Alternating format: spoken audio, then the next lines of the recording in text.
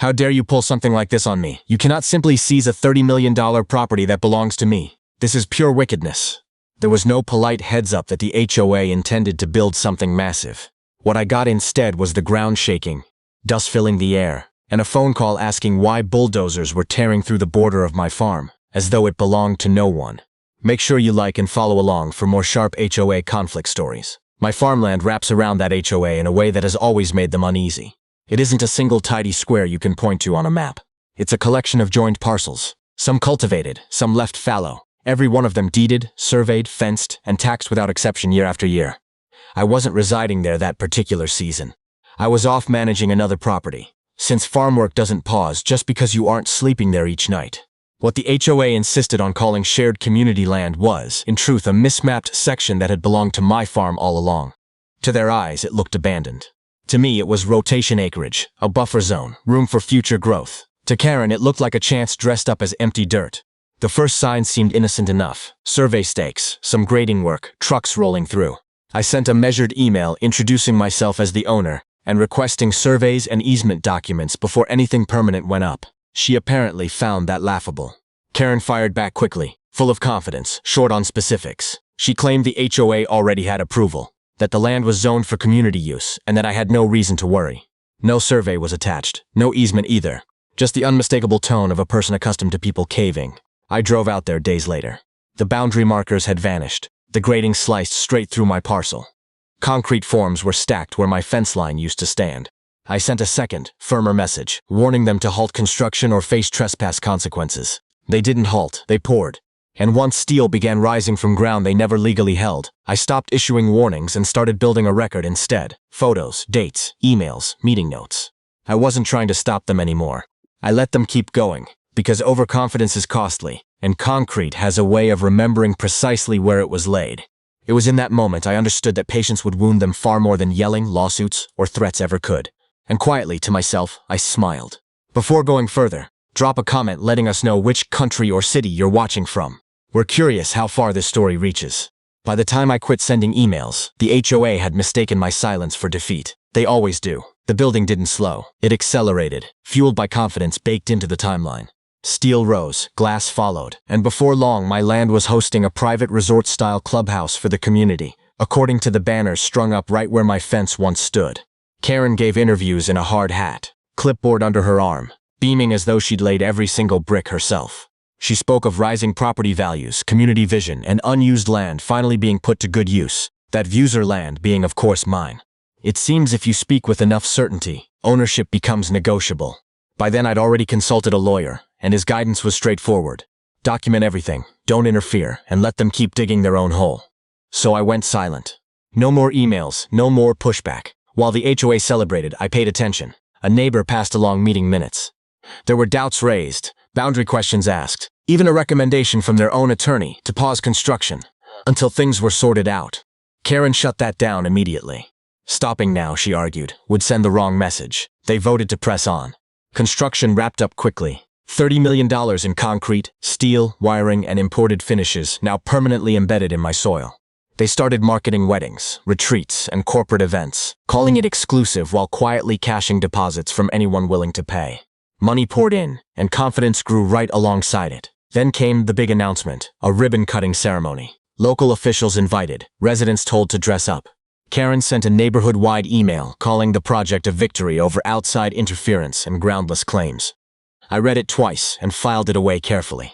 Opening night rolled in with music, lights, and traffic spilling across my fields. Cars packed the underground garage. Laughter rang out where cattle once grazed. And standing there in the darkness, watching them celebrate a building that was never theirs, I felt nothing but stillness. The collapse didn't arrive with sirens or shouting. It came as paperwork, a filing, a survey, and a judge who read every email the HOA had brushed aside and every warning they'd ignored. The surveyor kept it factual. He walked the land with county records, GPS coordinates, and iron markers, and delivered a report confirming exactly what I already knew. The entire building sat on my property, not partially, not by accident, but completely. No easement, no permission, no gray area. I filed for quiet title, trespass, and unjust enrichment all at once. The court issued an emergency injunction pending review. Overnight, the resort went dark. Events were canceled, deposits frozen, security told to stand down. Residents showed up to lock doors and posted notices, staring at a building they'd been promised was theirs, and suddenly wasn't. Karen went public with it.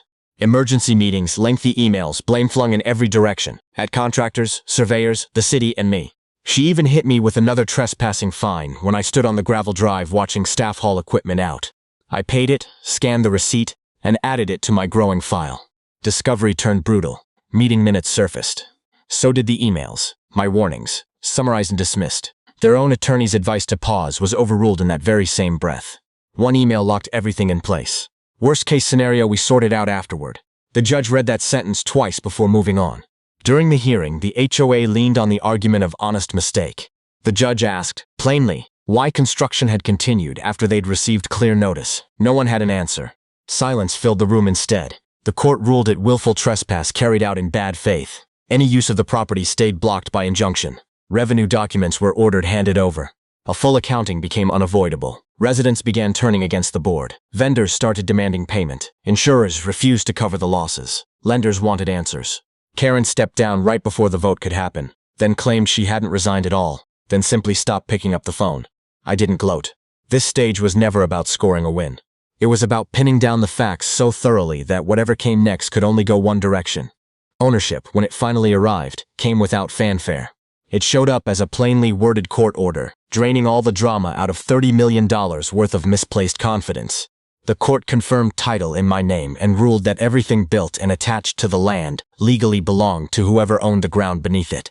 The HOA's resort changed hands without a single wall being moved. The ruling stung in all the expected ways. The HOA was ordered to surrender their profits, cover my legal costs, and keep the property maintained until the handover was complete. Insurance coverage was denied. Lenders froze their credit lines. Vendors lined up demanding payment. Karen was pushed out through an emergency vote, then named personally for greenlighting construction after being warned. Her last email promised full transparency. What followed was dead silence. I had the locks changed that same afternoon the judgment was posted. Keycards stopped working. Bookings vanished from the calendar. Residents showed up at the gate to read notices, announcing that operations were suspended, pending my decision. Some yelled, some apologized. Most just stood there in silence, finally grasping that property lines actually matter. I didn't tear it down. Instead, I leased it back to them under terms designed to keep arrogance in check. Fair market rent, regular audits, personal guarantees, and compliance inspections. They signed because the alternative was bankruptcy. Payments started arriving on time every month without a single speech attached. Around all of it, my farm settled back into quiet. Fences got rebuilt, soil got tested, cattle moved through the fields as if nothing had ever happened. Except something clearly had. A lesson now set permanently in concrete, right where shortcuts used to stand. City offices reopened old files, corrected permits, issued penalties, ran new assessments, processed refunds, then launched audits of their own. The board finally understood what ownership means when confidence collides with a deed, a survey, and a calendar. The records held firm, the memory lasted. Neighbors learned the value of patience. Lenders learned where their limits were. And the board learned that silence speaks volumes once paperwork outweighs meetings, threats, or votes. Because documents remember everything, permanently. Confidence crumbles fast once courts, timelines, and signatures take the place of shouting, preserved in public record for good. People asked if I felt any guilt. I told them no. I'd warned them twice. They built anyway. In the end, they spent $30 million proving one simple truth. Build on my land, and you're building for me. The end.